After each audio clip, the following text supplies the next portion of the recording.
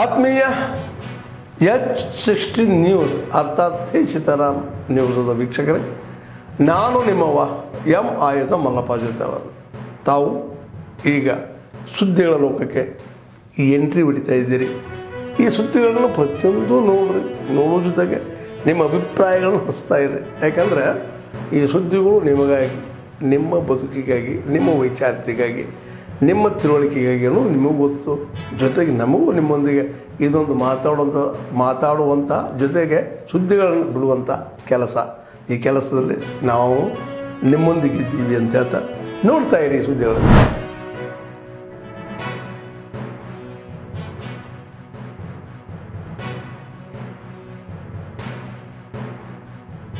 So ಜುಲೈಯಿಂದ ಅವರು ಹೊಸ ಅಧಿಸೂಚನೆ ಹೊರಡಿಸಲಿಕ್ಕೆ ಅವಕಾಶ ಕೊಡೋದಿಲ್ಲ. ಸೊ ಅಂತಿಮ ಅಧಿಸೂಚನೆ ಜೂನಲ್ಲಿ ಆಗಿತ್ತು ಮಾತ್ರ ಅದನ್ನ ನಾವು ಕೆಲಸ ಪೂರೈಸಬಹುದು. ಅವರಿಗೆ ಹಕ್ಕುಪತ್ರ ಕೊಡೋದಕ್ಕೆ ಏನು ಅಡ್ಡ ಬರೋದಿಲ್ಲ.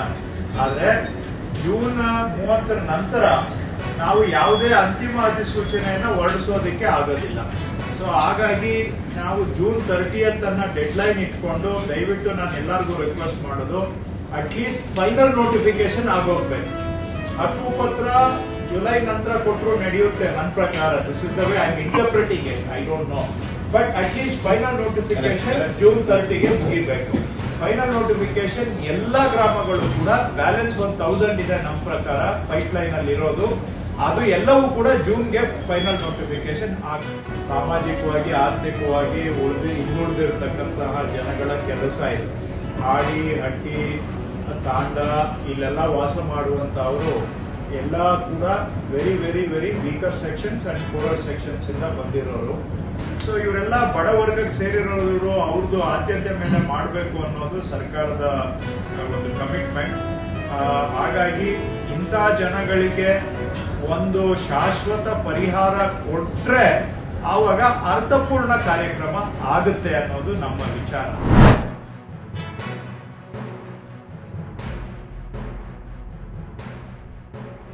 ದಕ್ಷಿಣ ಭಾರತದ ಮಧ್ಯಭಾಗದಲ್ಲಿ ಎರಡು ಅಸಾಮಾನ್ಯ ಪರ್ವತ ಶ್ರೇಣಿಗಳು ಕೂಡಿಬಂದಿವೆ. ಎರಡು ನದಿಗಳು ಹರಿಯುತ್ತವೆ. ಅದರಲ್ಲೊಂದು ನಿಗೂಢ, ಇನ್ನೊಂದು ದಂತಕಥೆ.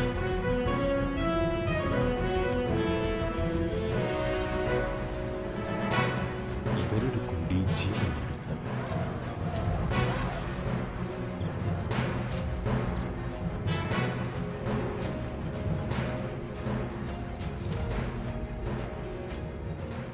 ಕಠಿಣ ಭೂಪ್ರದೇಶದಲ್ಲಿ ಜೀವನ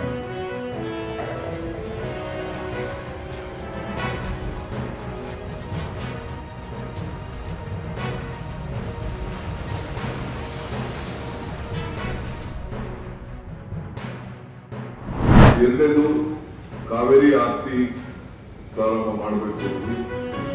ಅದೊಂದು ಬೇರೆ ನೆಕ್ಸ್ಟ್ ಕಾವೇರಿ ಆರತಿನ ಮಾಡ್ತೀನಿ ಅಂತೇಳಿ ಮಧ್ಯದಲ್ಲಿ ನಾನು ನಮ್ಮೆಲ್ಲ ತಿಳಿಸಿದ್ದೇನೆ. ಈ ಕಾವೇರಿ ಆರತಿ ಮಾಡ್ತೀವಿ ಎಂದ ಮೇಲೆ ತಮಿಳುನಾಡಿಗೆ ಪ್ರತಿ ವರ್ಷ 177 TMC ಕೊಡಬೇಕು. ಈಗ 295 TMC ಮಾಡ್ತೀನಿ ಅಂದ್ರೆ ಇಲ್ಲೂ ಕೂಡ ಬೆಂಗಳೂರಿನಲ್ಲೂ ಕೂಡ ನಾವು ಇಂಟರ್ನ್ಯಾಷನಲ್ ವಾಟರ್ ಡೇ ದಿನ ನಮ್ಮ ಸ್ಯಾಂಕಿ ಟ್ಯಾಂಕಲ್ಲಿ ಒಂದು ಕಾರ್ಯಕ್ರಮ ಮಾಡಲು ತಾವೆಲ್ಲ ಬಂದಿದ್ವಿ. ಜನ ಕೂಡ ಇದಕ್ಕೆ ಒಳ್ಳೆ ಕೆಲಸ ಮಾಡ್ತಾ ಇದ್ದಾರೆ ಅಂತ ಹೇಳಿ ಇಷ್ಟಪಡ್ತಾ ಇದ್ದಾರೆ. ಸೊ 115 TMC ನೀರು ಕೂಡ ಹೋದ ವರ್ಷ 7 ಮೇಲೆ ಹೆಚ್ಚಿಗೆ ನೀರು ಹೋಗಿದೆ. ಈ ಕಾವೇರಿ ಆರತಿ ಏನ್ ನಾವು ಇಟ್ಕೊಂಡಿದ್ದೇವೆ, ಇದು ಕರ್ನಾಟಕಕ್ಕೆ ಮಾತ್ರ ಸೀಮಿತ ಅಲ್ಲ.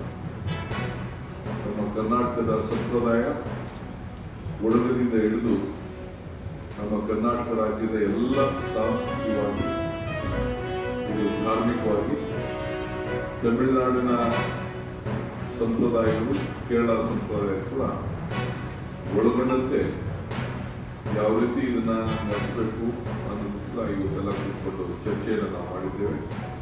ನಮ್ಮ ಧಾರ್ಮಿಕ ಮತ್ತು ನಮ್ಮ ಸಂಸ್ಕೃತಿ ಎರಡೂ ಕೂಡ ಒಳಗೊಂಡಂತೆ ಈ ಕಾವೇರಿ ಆರತಿಯನ್ನು ಮಾಡಬೇಕು ಅಂತೇಳಿ ತೀರ್ಮಾನ ಮಾಡಿದ್ದೇವೆ. India has a long and rich tradition of judicial mechanisms in which such out-of-court settlements were more of a norm than exception. The institution of panchayat is legendary for fostering amicable resolutions. The panchayat's endeavor was not only to resolve the dispute but also to remove any bitterness among the parties about it. It was a pillar of social harmony for us. Unfortunately, the colonial rulers ignored this exemplary legacy when they imposed an aligned legal system on us. While the new system did have a provision for mediation and out-of-court resolution, and the old tradition of alternative mechanisms did continue, there was no institutional framework for it.